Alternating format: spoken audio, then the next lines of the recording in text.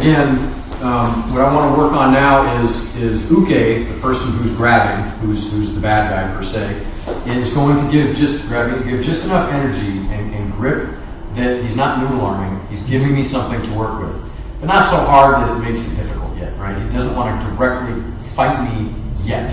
Okay. What we're going to work on right now is I'm now going to engage those parts of my body. I'm going to move, and he's going to feel the movement.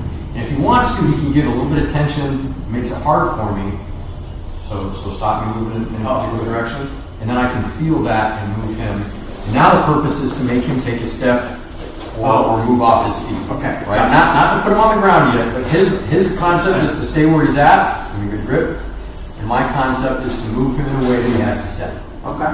Okay. We'll do this back and forth. But this is the energy and the sensitivity of as soon as we feel the tension come in, get the weight underside, and I want to convince him to move. I'm not making him move. Right? I'm putting his body in a position where it's more uncomfortable to not move than it is to move. Question?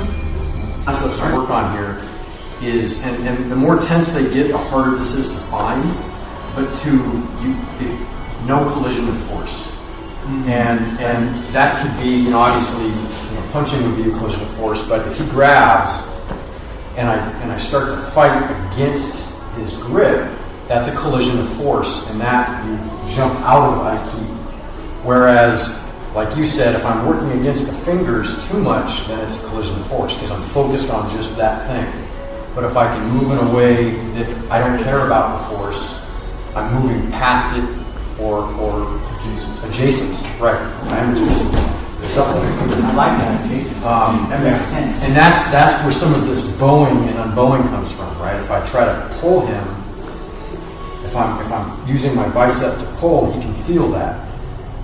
But if I'm moving around it just by that, as opposed to that, or unbowing, if I'm here, if I push with my tricep, he can feel that. But if I unbow my arm over the elbow or under the elbow, that's where you take away that collision of force. Same thing with the knees. Instead of just bending and unbending the knee, that's what it felt like when we were walking.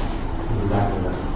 Bowing and unbowing the legs. And the direction of that is, if I grab you and you want to pull this way, you're actually your energy is coming out of your elbow like this is a bow being pulled, as opposed to just pulling with your arm. Yep, exactly. Okay.